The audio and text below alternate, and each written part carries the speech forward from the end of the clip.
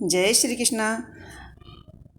आइए सुनते हैं वैकुंठ चतुर्दशी व्रत कथा। सूर्य पुराण के अनुसार वैकुंठ चतुर्दशी का व्रत कार्तिक चतुर्दशी से प्रारंभ करना चाहिए। एक वर्ष तक 12 चतुर्दशियों का व्रत करना चाहिए। चतुर्दशी व्रत का महत्तम, पूजन विधि, उद्यापन करने की सामान्य विधि बताऊंगी, ध्यानपूर्वक सुनिए। वर्ष भर की चतुर्दशियों के व्रतों को करने से, वर्ष भर अनुष्ठान करने से मनुष्य सकल कामनाओं को पूर्ण कर लेता है। और जो वैकुंठ चतुर्दशी से प्रारंभ करके क्वार चतुर्दशी तक व्रत करते हैं, उनके घर में धन, वैभव, लक्ष्मी आदि की कभी कमी नहीं होती है। 12 महीनों की चतुर्दशियों की 12 कथाएं मैं अलग अलग वीडियो में हर महीने सुनाऊंगी। पहली वैकुंठ चतुर्दशी कार्तिक शुक्ल पक्ष की कथा आज सुनाऊंगी। क्रमशः सुने। कार्तिक, अगहन, पूष माह, फागुन, चैत, वैशाख, जेठ, आषाढ़, सावन, भादों, क्वार, अश्विन मास तक 12 चतुर्दशियों का व्रत करके उद्यापन करना चाहिए, ऐसा हमारे शास्त्रों में लिखा है। कार्तिक मास शुक्ल पक्ष की चतुर्दशी में अरुणोदय यानी सूर्योदय के समय विश्वेश्वर देव ने देवताओं के साथ मणिका तीर्थ में स्नान कर त्रिपुंड धारण करके पशुपति व्रत करते हुए स्वयं अपनी पूजा की थी।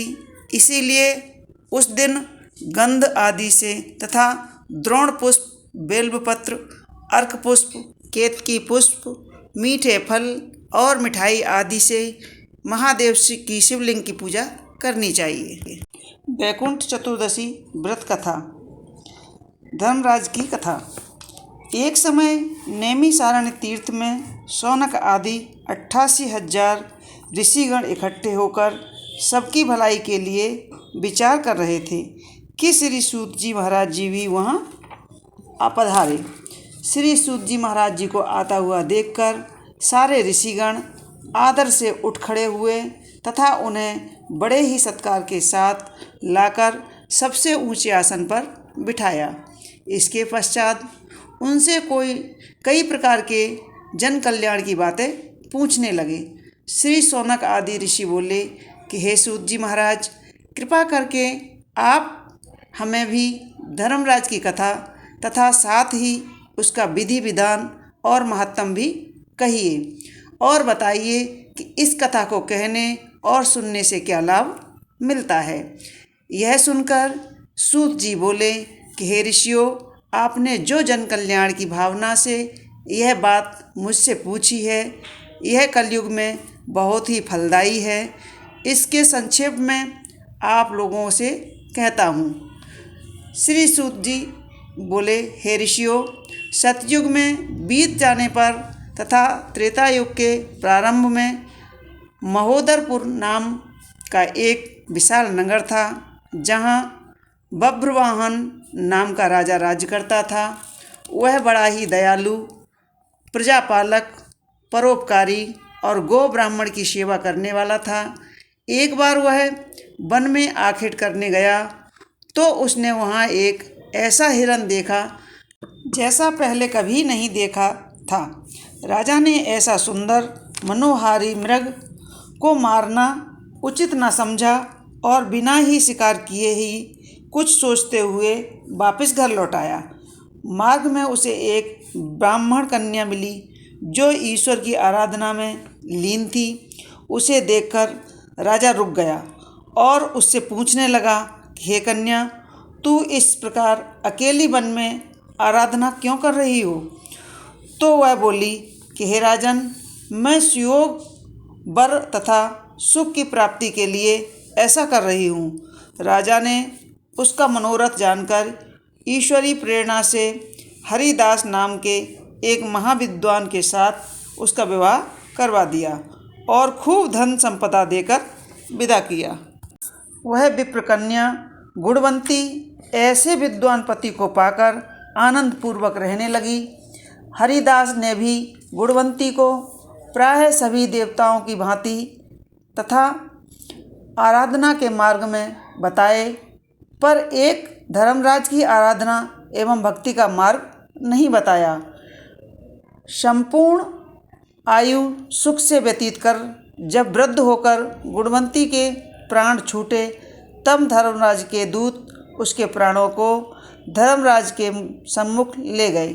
गुणवंती ने वहाँ देखा कि धर्मराज की पूरी सर्व धातुओं के परकोटे से घिरी हुई है और उसके चारों ओर ऊंची ऊंची अट्टारियाँ और बड़े बड़े दरवाजे बने हुए हैं, जिसमें से पूर्व के दरवाजे में सोने की, उत्तर के दरवाजे में हीरे पन्नों की, पश्चिम के दरवाजे में चांदी के तथा दक्षिण के दरवाजे पर सर्वधातु की निशानियाँ लगी हुई हैं। उसे देखकर गुणवंती ने बड़े ही कष्ट से निशानी पर चढ़कर धर्मराज के पुर में प्रवेश किया। वहाँ उसने अत्यंत मनोहर धर्मराज के मंदिर और वहाँ के विशाल ठाट बाट को देखा। इसके बाद दूत उसे धर्मराज के सम्मुख ले गए, जो इस विशाल रत्न जड़ित सिंहासन पर विराजमान थे। वहाँ बैठकर वह प्राणी का लेखा जोखा ले रहे थे। गुणवंती धर्मराज के विशाल और तेजस्वी रूप और उसके भयानक दूतों को देखकर भयभीत हो उठी और कांपने लगी। कई प्राणियों का लेखा देख लेने के पश्चात जब धर्मराज ने गुणवंती के पाप और पुण्यों का लेखा देखा, तो देख करके कहा कि उसने अन्य सभी देवताओं की तो पूजा की है, उनकी भक्ति करके उनको प्रसन्न किया है, पर धर्मराज की भक्ति बिल्कुल भी नहीं की। इससे वे कुछ अप्रसन्न हुए। धर्मराज को इस तरह नाराज से देखकर गुणवंती ने पूछा, हे महाराज, आपके मन में ऐसी क्या बात आई है कि जो आप नाराज हो गए? धर्मराज ने कहा, हे गुणवंती, तूने सभी धर्म कर्म किए हैं और सभी देवताओं की आराधना व पूजा की है, पर मेरे लिए तूने कुछ भी नहीं किया। बस यही बात मेरे मन में आ रही है। हे गुणवंती, तू ही बता कि यह सत्य है या नहीं। यह सुनकर गुणवंती ने कहा कि हे भगवान, आपकी भक्ति या आराधना का ढंग नहीं जानती थी, इसलिए उन्हें नहीं कर सकी।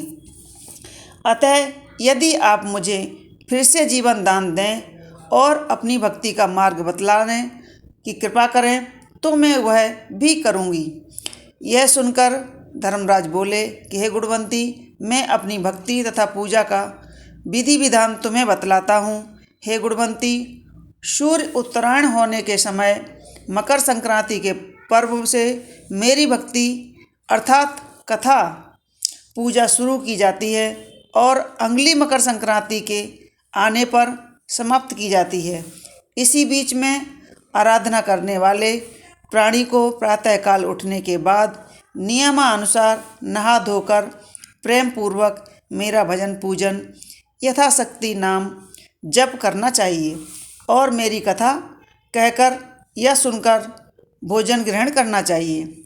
इस प्रकार बिना नागा या बिना गैफ किए पूरे 1 वर्ष तक मेरी कथा को कहना या सुनना चाहिए और जितना हो सके पुण्य और परोपकार करते रहना चाहिए।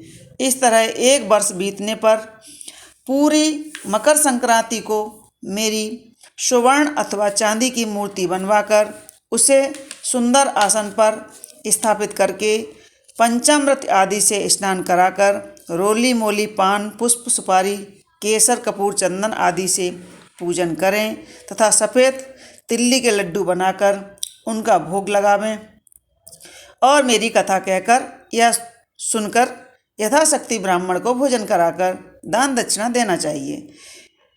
मेरे साथ चित्रगुप्त की भी पूजा करनी चाहिए और उन्हें भी काली तिल्ली के लड्डू का भोग लगाना चाहिए। दान में स्वर्ण या चांदी की मूर्ति तथा मेरे द्वारा पर शुभ विधान पूर्वक चढ़ाने के लिए निमित्त चांदी या सोने का निशानी, मोती या मोतियों की अभाव में अनाज से भी भरी हुई चांदी या बाँस की छावड़ी, बाँस की छड़ी, छतरी, डोरी, खड़ाऊँ, पाँचों वस्त्र, स्त्री पुरुष को अलग अलग चूड़ा, काजल, टीका, दर्पण आदि अतिरिक्त जो भी बन सके, एक पंचपात्र आसन, गौमुखी माला, थाली, कटोरी आदि चीज़ें सुपात्र एवं गरीब ब्राह्मण को भोजन कराकर देना चाहिए। इसके सिवाय बन सके तो धर्मराज के निमित्त अवश्य तथा कपिला गऊ और चित्रगुप्त के निमित्त काली गाय का दान करें तथा धर्मराज के निमित्त आसन, सिंहासन, आभूषण आदि भी दान करें। यदि संभव हो सके तो गऊ दान करने वाली गाय के सोने के सींग, चांदी के खुर और तांबे की पीठ बनवा कर दान करें। हे गुणवंती, यह विधान जो मैंने तुम्हें बताया है, जिसकी शक्ति इसमें अधिक से अधिक कर सके वह करे तथा जिसकी शक्ति कम हो वे यथाशक्ति कर सकते हैं। इस तरह कथा का विधान बताकर धर्मराज ने अपने दूतों से कहा कि हे दूतों, इस गुणवंती के प्राणों को वापस मृत्युलोक में ले जाओ। उधर मृत्युलोक में गुणवंती की मृत्यु के पश्चात उसके संबंधी जन अर्थी सजाकर उसे शमशान ले जाने की तैयारी कर रहे थे कि वह पुनः जीवित हो गई। उसके इस तरह जीवित होने से सभी को बड़ा आश्चर्य हुआ और वे उससे इसका कारण पूछने लगे। तो गुणवंती ने सबको सारी कथा कह सुनाई और धर्मराज के व्रत की कथा व विधि विधान भी वर्णन किया। इसके बाद गुणवंती ने विधि पूर्वक 1 वर्ष तक धर्मराज की कथा कहकर अंत में धर्मराज का उत्साहपूर्वक पूजन करवाया एवं दान पुण्य किया, जिससे धर्मराज अति प्रसन्न हुए और गुणवंती सानद स्वर्ग को प्राप्त हुई। इतना कहकर सूत जी कहने लगे कि हे ऋषियों, जिस घर में स्त्रियां इस व्रत को धारण करती हैं और इस कथा को कहती हैं, उस घर में सभी प्राणी धर्मराज के दरवाजे में निर्भयता के साथ जाते हैं। उन्हें धर्मराज के दूत कुछ भी कष्ट नहीं देते हैं तथा धर्मराज भी प्रेम पूर्वक उसका लेखा जोखा लेते हैं तथा पापों के क्षय का उपाय भी बतला देते हैं। अंत में जो भी इस कथा को विधि पूर्वक कहते या सुनते हैं, उन्हें मृत्युलोक में यमराज के दूत कष्ट नहीं पहुंचाते और उन्हें गरुड़ पुराण बतलाए हुए धर्मराज की पुरी के मार्ग में जाने में भी कोई कष्ट नहीं होता है। इस तरह वे प्राणी सहज ही वैकुंठ को प्राप्त हो जाते हैं, इसमें कोई संदेह नहीं है। बोलिए धर्मराज महाराज की जय। तो आइए मित्रों, साथ ही साथ हम जान लेते हैं उद्यापन विधि भी। श्री धर्मराज महाराज की कथा और उपासना का 1 वर्ष पूर्ण हो जाए तो मकर संक्रांति के दिन इस व्रत कथा का उद्यापन करना चाहिए। उद्यापन की संक्षिप्त विधि इस प्रकार है। अपने घर पर सुंदर मंडप बनाएं जिसमें 4 स्तंभ हों। मंडप और घर को सुंदर वस्त्र, पुष्प एवं हरे पत्ते से सजाएं। मंडप के भीतर श्री धर्मराज जी एवं चित्रगुप्त जी की प्रतिमा या चित्र स्थापित करें। उनके सामने आचार्य द्वारा सर्वोतभद्र मंडप स्थापित कराएं। भद्र मंडल से बाईं ओर नवग्रह और दाहिनी ओर स्वर्ण मातृका का स्थापित करना चाहिए। मातृका के समीप गणेश जी तथा ईशान कोण में रुद्र कलश स्थापित कर उस पर यथाशक्ति स्वर्ण या चांदी की धर्मराज की प्रतिमा मूर्ति स्थापित करें।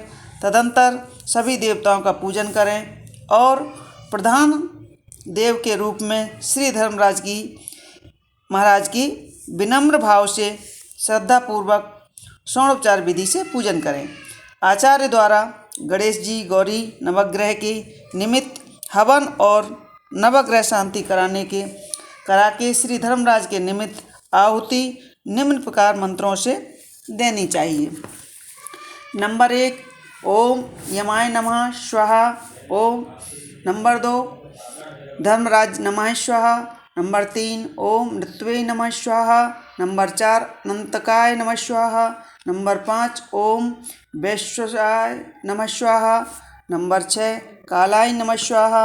नंबर 7 ओम सर्वभूतच्छाय नमः स्वाहा।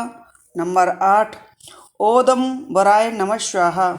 नंबर 9 ओम दुदनाय नमः स्वाहा। नंबर 10 नीलाय ओम नीलाय नमः स्वाहा। नंबर 11 ओम परमेश्वर निष्ठते नमः स्वाहा। नंबर 12 ब्रकोदराय नमः स्वाहा। नंबर 13 ओम चित्राय नमः स्वाहा। नंबर 14 चित्रगुप्ताय नमः स्वाहा। इन मंत्रों द्वारा आहुतियाँ 5, 7 या 14 आवृत्ति करें। खीर या मावे से लक्ष्मी जी का होम करें। पंचलोकपालक और 10 दिक्पालों की पूजा कर पूर्ण आहुति करें। हवन के बाद ब्राह्मण सहित 14 दंपत्ति पति पत्नी को भोजन कराएं एवं 14 पात्र बर्तन लाकर प्रत्येक दंपत्ति को एक एक पात्र अर्पण करें एवं दक्षिणा देकर विदा करें। आचार्य को धर्मराज की स्वर्ण या चांदी की प्रतिमा या गौ अन्न वस्त्र आदि देकर अभिवादन करें। तत्पश्चात उपासक एक समय भोजन करते हुए अपने बंधु बांधवों को भी भोजन कराएं। इस कार्य के करने के एक दिन पहले रात्रि को अर्थात मकर संक्रांति से एक दिन पूर्व धर्मराज की कथा कीर्तन एवं रात्रि जागरण का भी विधान कहा गया है। जो मनुष्य इस प्रकार व्रत कथा का उद्यापन करता है उसे कथा के पूर्ण फल की प्राप्ति होती है और भगवान धर्मराज और प्राणी पर प्रसन्न होकर सदैव उसकी रक्षा करते हैं। वह मनुष्य धर्मराज की कृपा से दीर्घायु प्राप्त करता है। इस लोक में वह सुख से पुत्र पुत्रों सहित जीवन यापन करके और समस्त पापों से मुक्त होकर नरक की यातनाओं से बचकर वैकुंठ लोक को जाता है। बोलिए धर्मराज महाराज की जय। मित्रों, यह थी वैकुंठ चतुर्दशी व्रत कथा। छोटी सी हमने आपको बताई है। इसमें जो भी त्रुटियां हों कृपा पूर्वक क्षमा करें और हमें कमेंट्स बॉक्स में प्लीज़ सलाह ज़रूर दें कि इसमें हम और क्या सुधार कर सकते हैं और हमारी कथाएं आपको कैसी लगती हैं हमें कमेंट्स बॉक्स में ज़रूर लिखें। हमारे वीडियो को लाइक करें, शेयर करें। अगर आप नए हैं तो हमारे चैनल को सब्सक्राइब अवश्य कर लें और हम आपको सारी चतुर्दशियों की कथाएं ऐसे ही क्रमबद्ध मंथली के हिसाब से डाल दूंगी। कृपा पूर्वक आप ज़रूर सुनें। राधे राधे। जय श्री कृष्णा।